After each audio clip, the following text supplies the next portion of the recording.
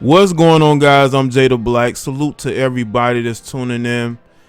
I'm making this video because I want to talk about how down bad Charlamagne the God really is. He is getting clowned and roasted all over social media, not just by Kwame, but by a lot of other people. And Charlamagne pretty much did this to himself. When you go and you dig up information about a man's family, make sure you have your facts straight. To try to make a correlation between the actions of one, thinking that it's going to move over into the actions of another just because they're family, then we'd have to say that that goes for a lot of different people who we tend to give excuses for.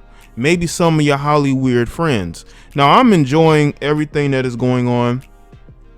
I'm in support of what Kwame is doing. People might be saying, well, Jay, you've been making a good amount of videos about Kwame Brown. I'm going to continue to, because I'm enjoying every bit of this.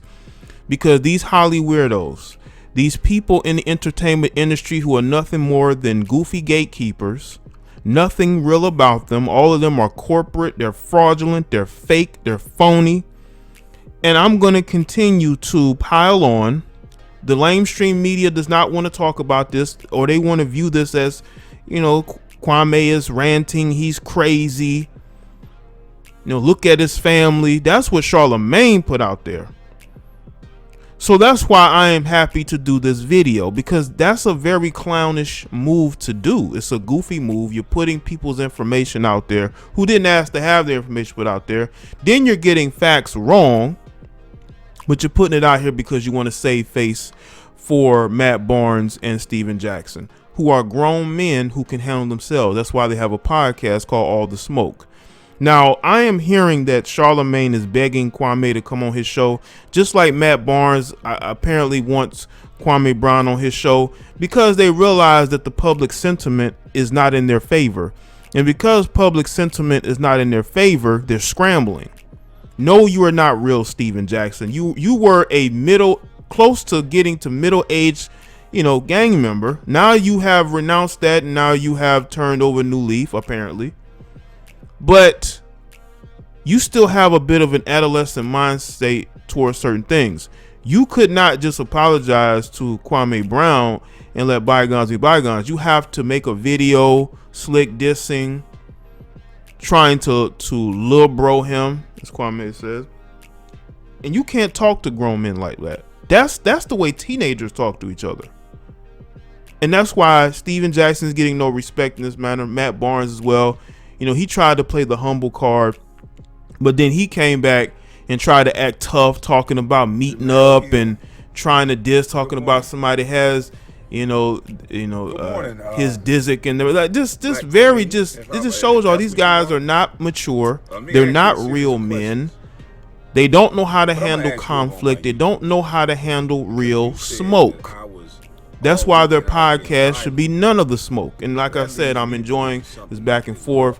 It's about time that somebody like Kwame, who was relatively small as far as his social media following. By the way, make sure y'all go and subscribe to his channel. I'll put a link to his latest live stream where he had some words for Charlamagne. Make sure you subscribe. So when I look at this situation, None of the Smoke podcast, then you have the Jamel Hills, who should keep to herself. She's somebody who has shown a propensity to down melanated men because she doesn't respect them. She only respects the corporate establishment that she claims to be speaking against, but she always tends to get a job in corporate America. He also, Kwame, went at Chris Broussard and Rob Parker. And by the way, anytime somebody can go at Rob Parker, I'm all for it. Rob Parker has been goofy for a very long time. He's a guy who's goofy. He's arrogant for no reason. And, he's somebody that I've always looked forward to somebody giving him smoke. So in seeing all this, I'm all for it. I'm all for it. It's time that things are shooken up. Things need to be shooken up. And Kwame Brown is doing that. That's why I am promoting him and working with him to put out this message that needs to be put out here. These people are fake. These people are gatekeepers. They don't care nothing about melanated people like that. Now, they may do some things. I'm not going to say that they 100% don't, but your actions don't line up with what you say. Because you have guys, and it's been mentioned, I'm going to mention it again. You got a guy like Chad Wheeler who gets absolutely no play on TV. Nobody's following his court cases. Nobody's following up on his situation when he did what he did to his melanated girlfriend. Jamel Hill wanted to ignore it. But this Deshaun Watson situation, they constantly are talking about it. They are hammering away at Deshaun Watson. Any bit of news, here they go. All these outlets about Deshaun Watson. But what about the guy who nearly had taken the innocent life of his girlfriend just because she wouldn't bow down to him? Why aren't y'all talking about it? Why don't y'all have smoke for that? It took me and some other people to get on social media, make videos, go on Twitter to get the movement started.